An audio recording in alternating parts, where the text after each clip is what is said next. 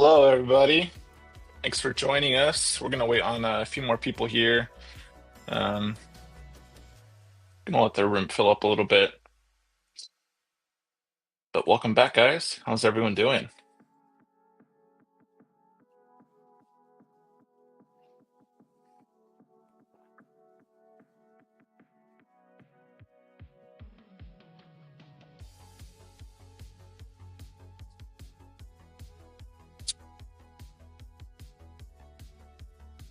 You're having to register every week? Um, Let me check on that for you, Ben.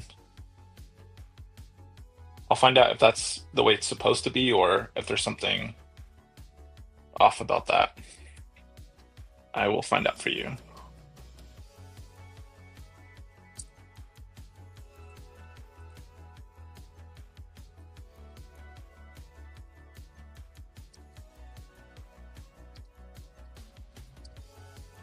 Started to happen since last week.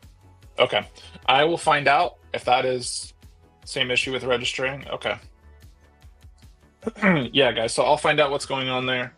And I'll post in the community Slack after the webinar what my findings are for that. But thank you for bringing that to our attention. We'll look into that for sure.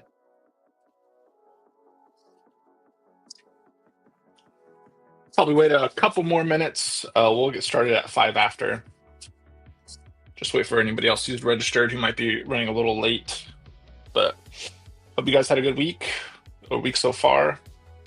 I just came back from a 2-week vacation, which is really nice. So spent some time in Raleigh, North Carolina with my mom, brought my wife and my kid. It was a nice little vacation. So I'm ready to get back into it. Feeling good. Got my tea here with me. I'm ready to get this going.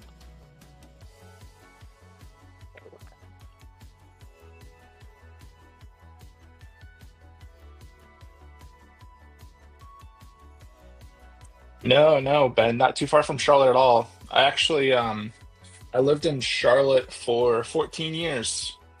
So I'm very familiar with Charlotte.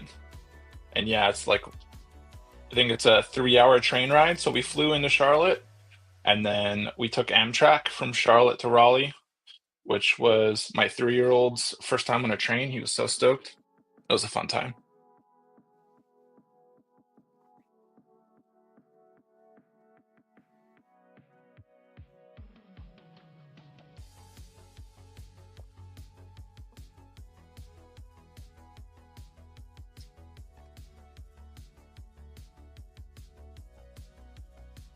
Okay, so we're just about 5 after, so I think we're gonna get started here. So what I'm going to do is,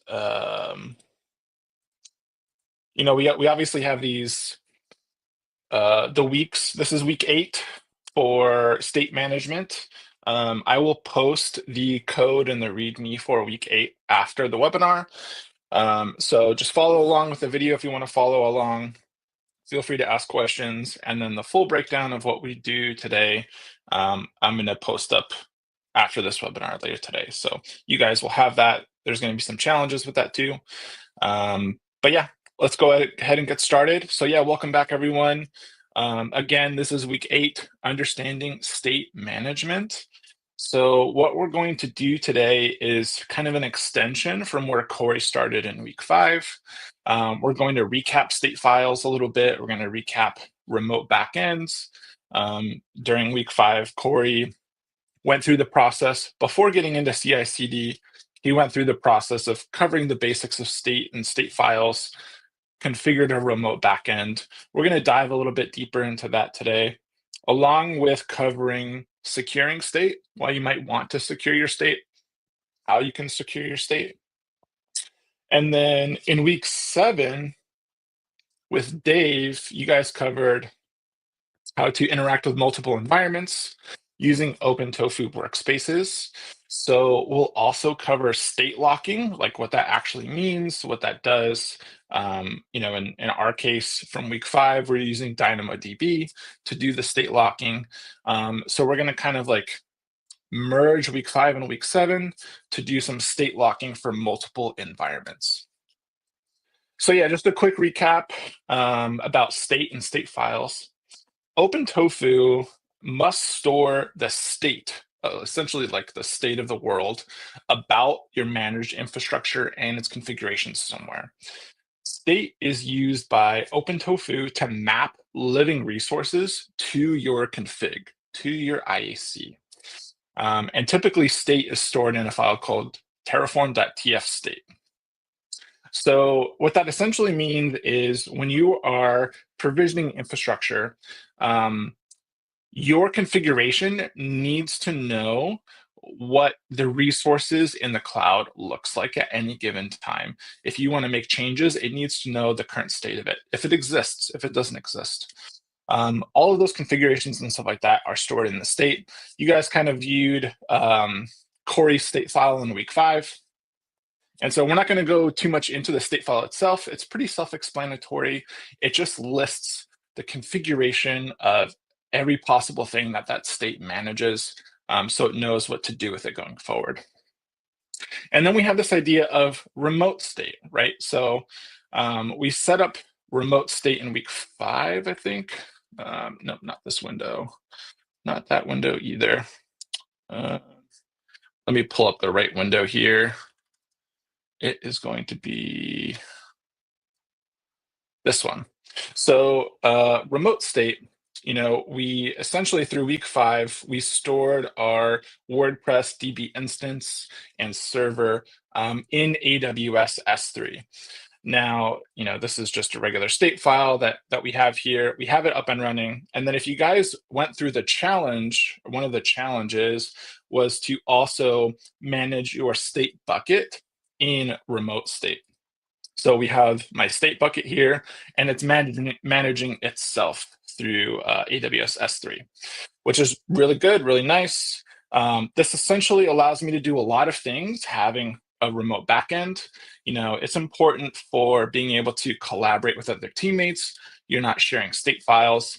It's important for security, specifically in AWS.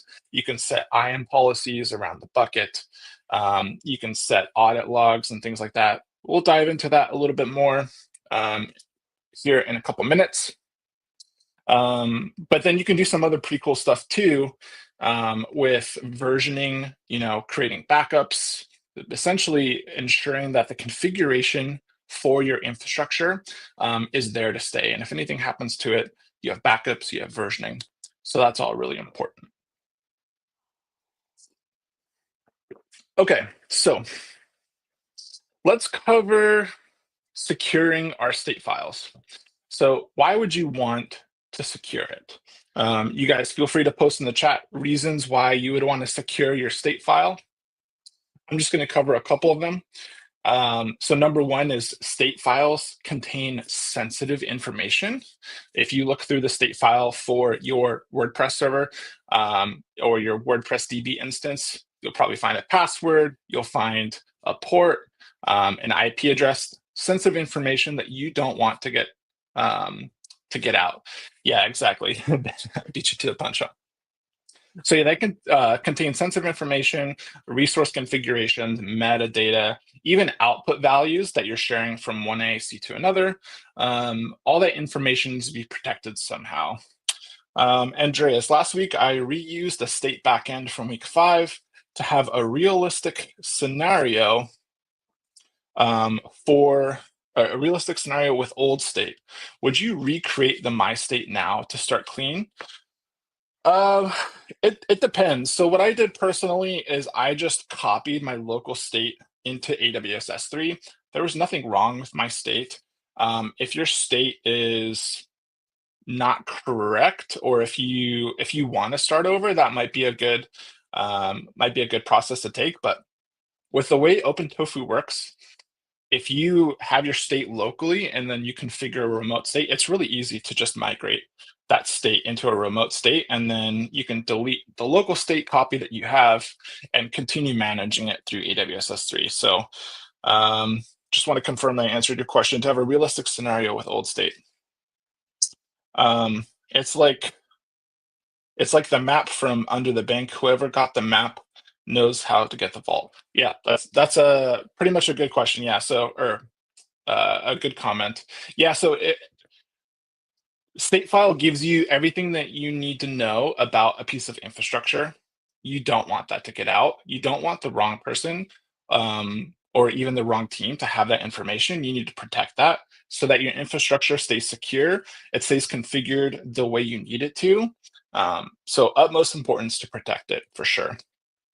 So ensuring a secure storage of state files is also essential, especially in team environments, right? Like we wouldn't want to necessarily store state in like an open OneDrive, for example, where the entire company can access, right? Like that's not best practice. That's not a good idea at all. So where you store your state and how secure that storage is very important. Especially for production environments. So there's a few best practices for security that we'll want to implement for our state files. So the number one thing that we want to do is enable encryption for our state files in the remote backend. There's lots of ways that we can enable encryption. We don't even have to have a state file in a remote backend to encrypt it. I'll lightly touch on that a little bit later, but that's not the route that we're going to go today. But yeah, enabling encryption for those state files. So if those state files do get out, at least they're encrypted. You have the key. They can't access your information. Another thing that you want to do is use access controls to limit who can view or modify the state file. So in AWS, that's going to be IAM policies. In Azure, that's going to be RBAC permissions. Wherever you're storing your state file, ensuring that only those authorized to access the state have access. Enabling versioning, so like in AWS, we have bucket versioning. In Azure, you have a similar variant for their blob storage accounts. You want to enable versioning so you can roll back to a state if you need to. So if something changes, your state becomes corrupted, you can easily roll back to a newer or an older version of that working state. And then the last best practice that I want to mention is to enable audit logging for your storage backend. So this will track your access and modifications of your state files. This is really important to know who did what and when, and where to point the finger when something goes wrong, right? All right, so let's go ahead and get started with we're going to enable encryption for our remote state. So I'm in my WordPress app. This is essentially just a copy pasta from week 5. We have our 3 files here, default.auto.tf vars, except mine says week 8 and Michael. This is Michael too. Let me fix that. Default. Okay. And then we have our main.tf. So this, all I've done is essentially the exact same thing, but I'm using a different bucket, a different DynamoDB table. I'm using my own. It's a clean slate one, apart from Corey's from week 5 or Dave's from week 7. I'm just using a clean slate one, but everything else is very much the same. So what I want to do to enable encryption, there's lots of different ways that you can enable encryption for your state files, depending on where they're stored. Luckily, AWS supports a really easy way to enable encryption. It's literally just encrypt equals true.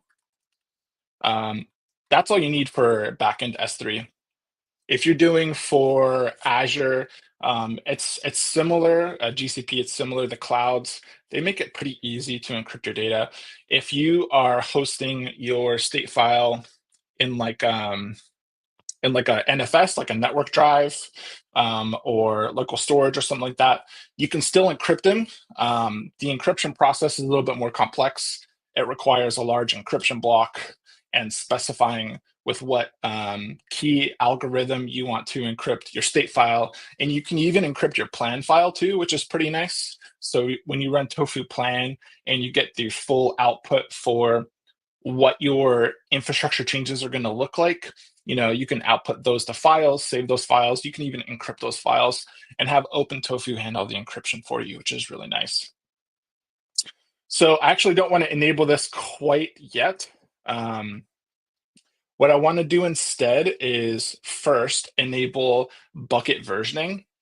So I want to enable bucket versioning first so that if there are any issues that arise with encrypting my state file, the current unencrypted version is essentially saved. So if there is an issue with encrypting and I'm unable to recover that state file that failed the encryption process, I can at least revert back to an older version of that state file that was still unencrypted, but it's still working. So that's really a strong recommendation when encrypting your state files is first either back it up, enable versioning, essentially set yourself up so that if something goes wrong with the encryption process, you can always roll back, right? That's really important. So what I want to do here, where's my, oh, I need to switch to my state. My state. So I'm going to essentially modify my state storage bucket here. And so if I drop down here, oh, my keyboard just died. 1 second. Oh, I switched the profile. Oops. Okay, here we go. So essentially what I want to do is we'll create a new resource here and we'll call this AWS S3 bucket versioning. Oops, I need to spell that right. And we'll call this state versioning. And then bucket is equal to, and it's actually, so we're not outputting the name of the bucket. We're not outputting the name of the bucket from our state module. We probably should. I'll probably go back after this and enable that so that you can just reference module.state.bucket name or something like that. Right now, just hard coding it simply because it's easier. But when going through this yourself, I'll probably go through into that repo and add that output. So that's something that you can do. But just FYI, that's why I'm hard coding it right now. And then I'm going to set up versioning configuration status equals enabled. Okay, so this is good. This looks good. So now if I run to, I need to be in my state folder to inits.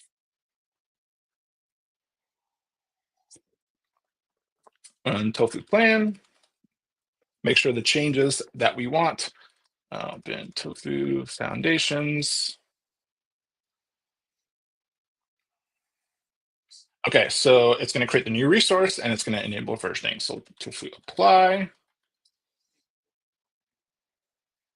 And tofu, I should really set this variable foundations just so I don't mess it up at some point. Okay, so it's enabling versioning, looks good. Okay, so now if I go back to, where is it? Where is my, here we go. So if I click on like my WordPress state, okay, versioning enabled. That's good. That's exactly what I want to see. Okay, so let's go ahead and switch back. Now that versioning is enabled, we can update encrypt to true.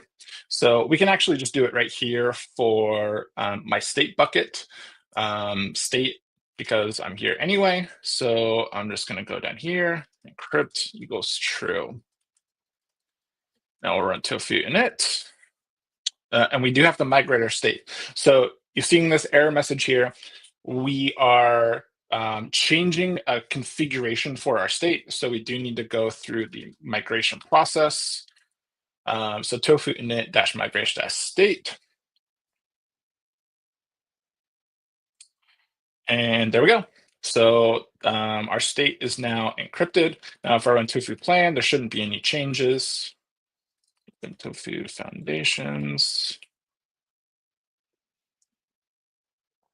Perfect, perfect. Okay, so now let's go back into WordPress, and then we'll go uncomment this, tofu init, migrate state. Oops, tofu init, migrate state.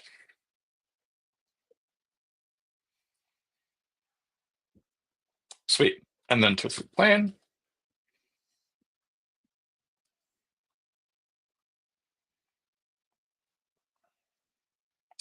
And then it's just doing some security group updates, and it's changing. What's it trying to replace? Cider blocks here? Hmm. Lots of things are trying to be replaced. Oh, because I changed the name. That's why. All right, let me make that change back. Oops.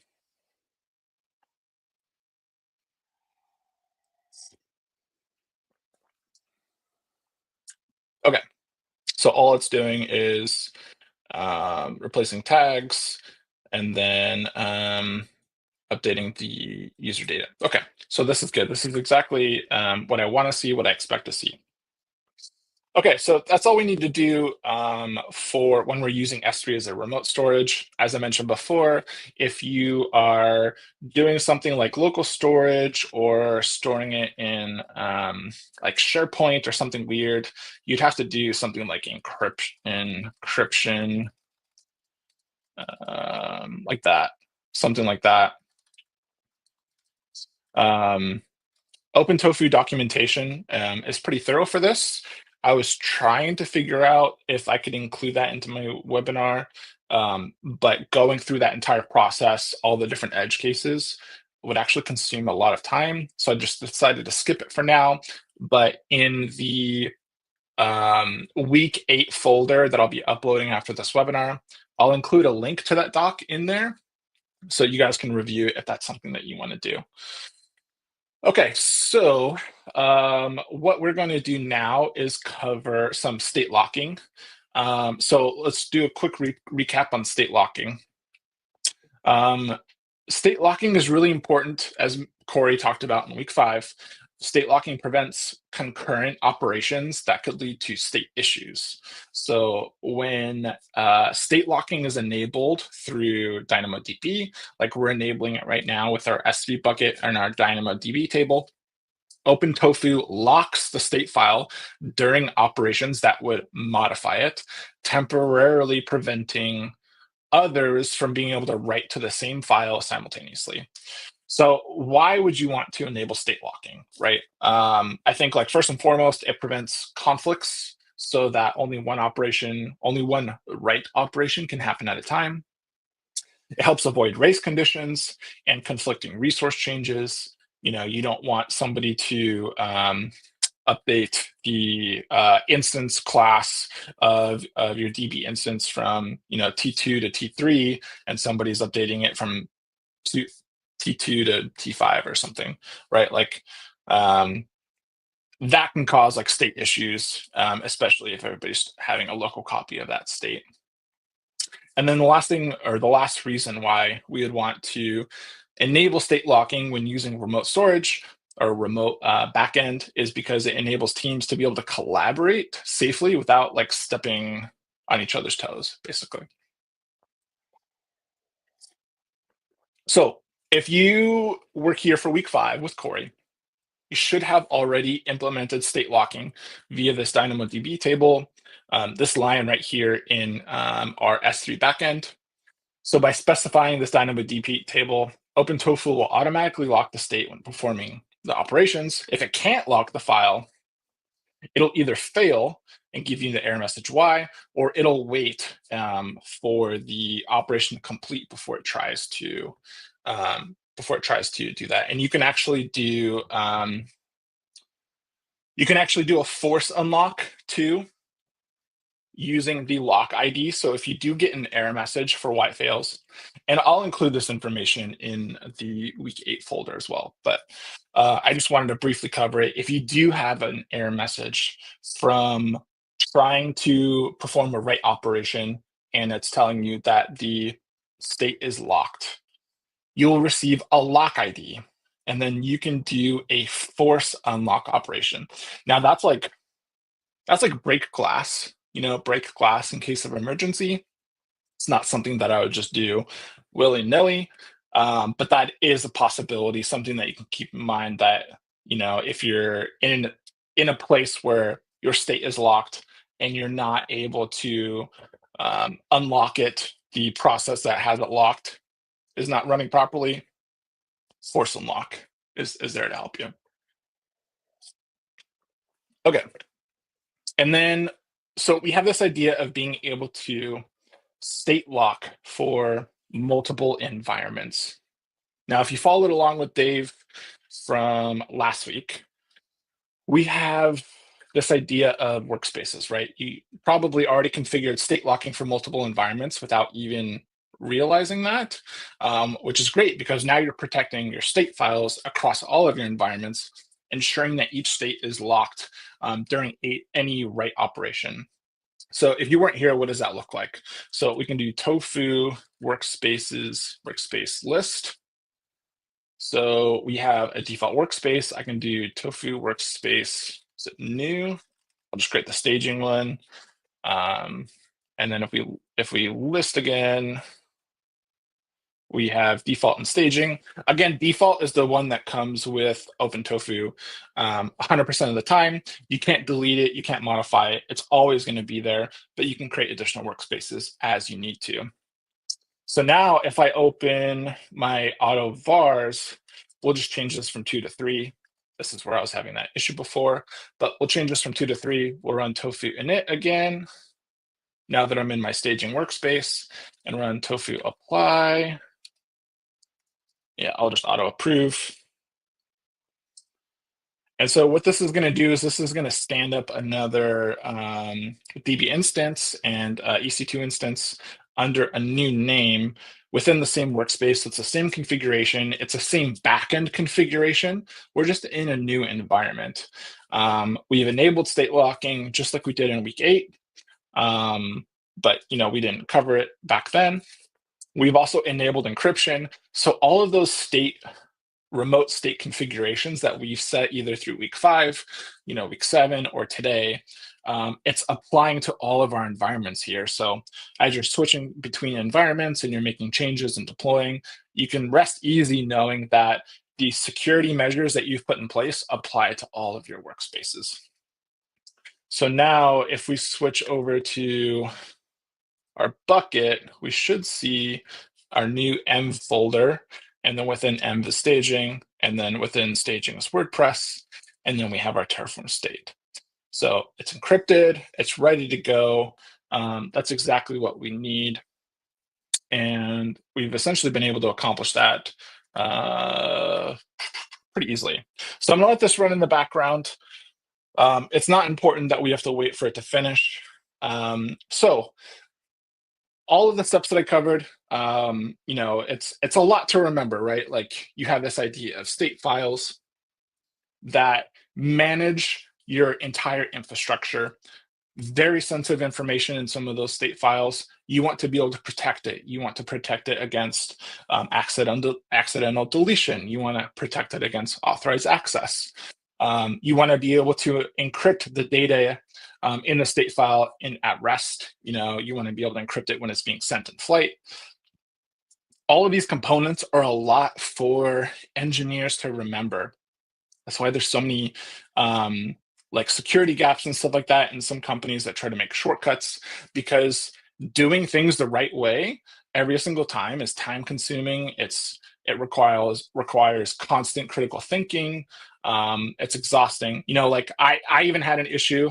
This is a little bit embarrassing, but I had an issue, like even technically, a few weeks ago, where I accidentally left ports open on a test EC2 instance that I was trying to spin up for another project, and just totally forgot about it, left it running overnight, and then the next morning, there are a bunch of bots on it, and AWS was mad at me. So it happens to all of us. It's frustrating. It's annoying. You always have to be vigilant in your security, because just one little hole and you have a gap. So why am I saying all this? Why am I talking about this? Now, there's this last aspect of being able to manage state and manage your remote backend, making sure it's secure and stuff like that. And this is an idea of tacos, and not like the tacos that you eat.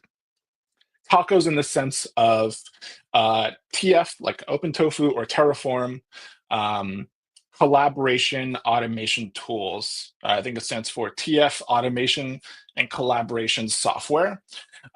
So these type of tools exist out there that essentially help you with managing your state, right? They help you with essentially orchestrating your IAC, being able to deploy it. We've seen this platform multiple times so far. And this is the wrong one. Where's the other one? We've seen this platform multiple times in our webinars here. Mass Driver, we just happen to be one of those tacos. And so all of these different topics that I covered today, I want to show you like what that looks like in Mass Driver, because we kind of take a lot of that overhead, a lot of that concern away from our users. We'll just cover it real quickly, right? So remote state, this is something that we've been covering since week 5. With Mass Driver, all of the state is automatically stored remotely for you. So when I'm going through and interacting with my Postgres database, I don't have to worry about the state. I know that it's stored securely in a remote location. I know that it's inaccessible to users, to bad actors, things like that. I can change my configuration as I need to for my databases. Like I can upgrade my Postgres database and deploy. It's going to update that state. It's going to update that state for me. I don't have to interact with it or worry about it. And if there are any issues with state, I can always address those as I need to.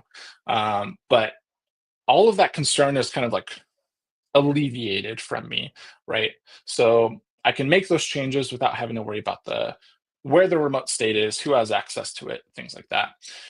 And along with some of the other taco services that are out there, remote state stored in Mass Driver is actually encrypted at rest and in flight for you automatically, which means that if there were something to happen, at least being able to rest assured knowing that all of the configurations for all of my infrastructure and stuff like that is encrypted, it's inaccessible, which is super important for security and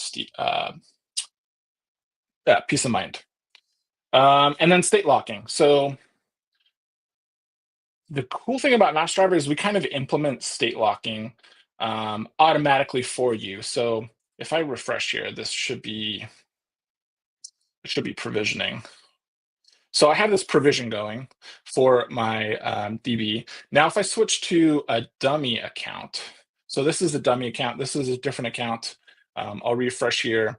I'll actually see that Postgres is currently running.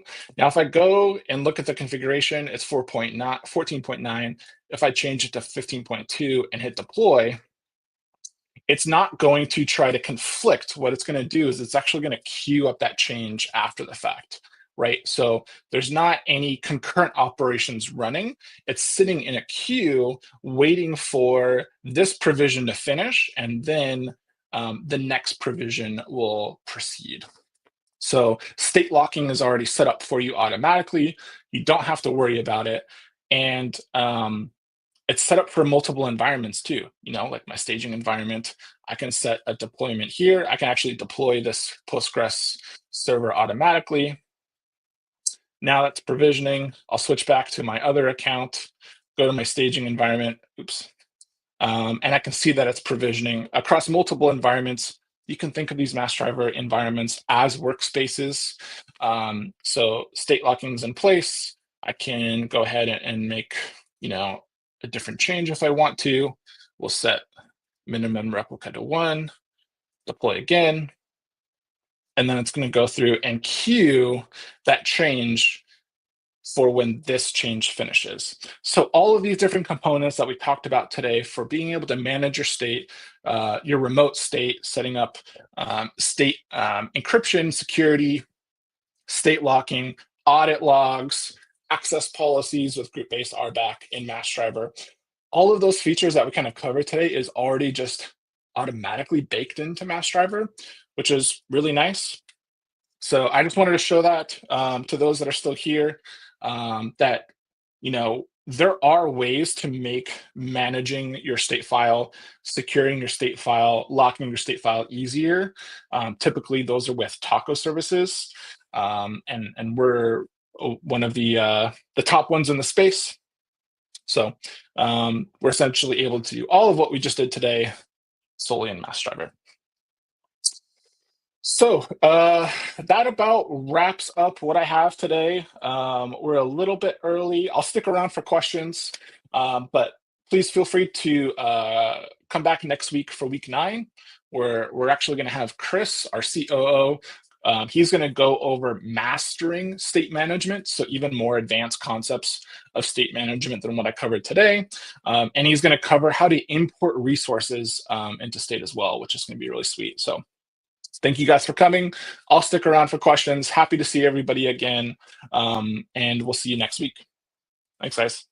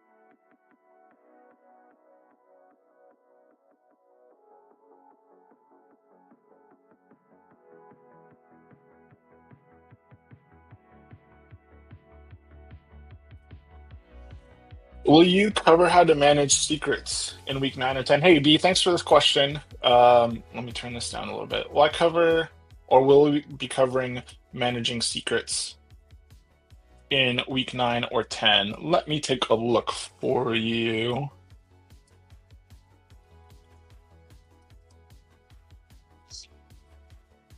So, which secrets are you referring to specifically? Like secrets within state file or in outputs? I'm kind of curious.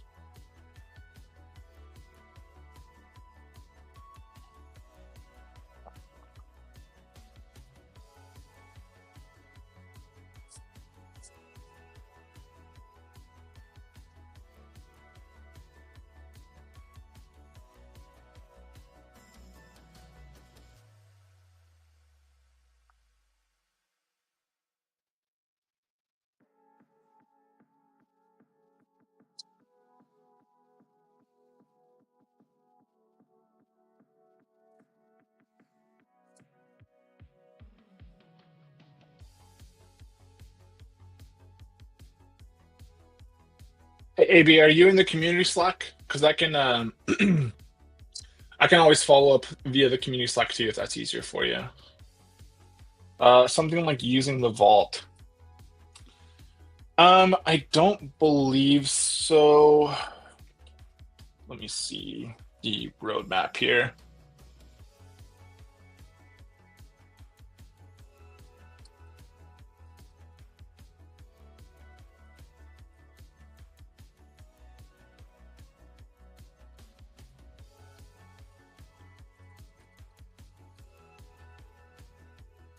Mm, mm, mm.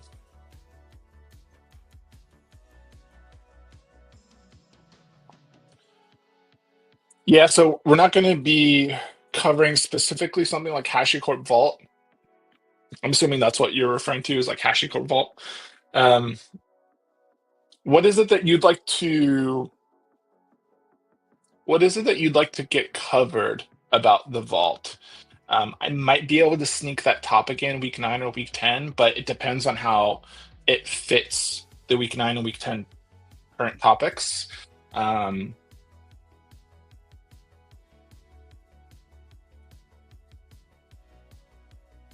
yeah, there's lots of ways to. Are you talking about like storing secrets, like how to store secrets and being able to fetch them from IAC, like OpenTofu? I'm curious if that's what you mean.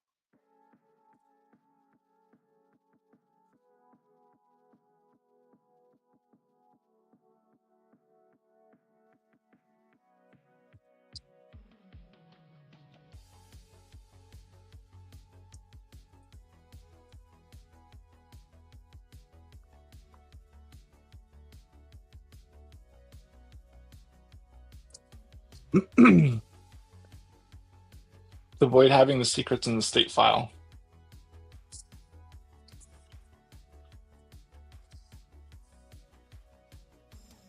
We'll see if I can get that fit into week 9. That might be a good one. Um, are you in the community Slack? If you are, I can look into getting that added into week 9. And if I can, then I'll follow up with you via community Slack. Is that cool?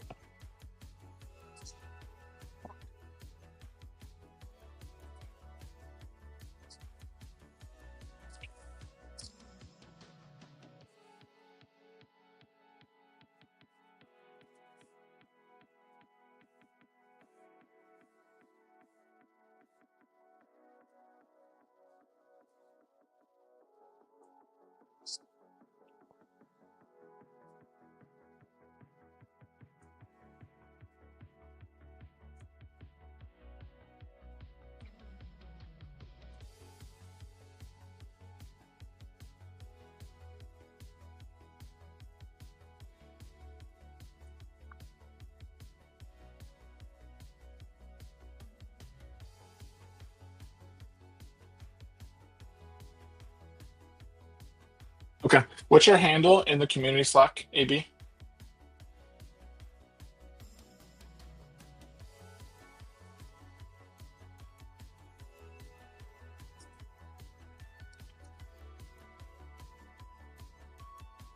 Is it Alexi person?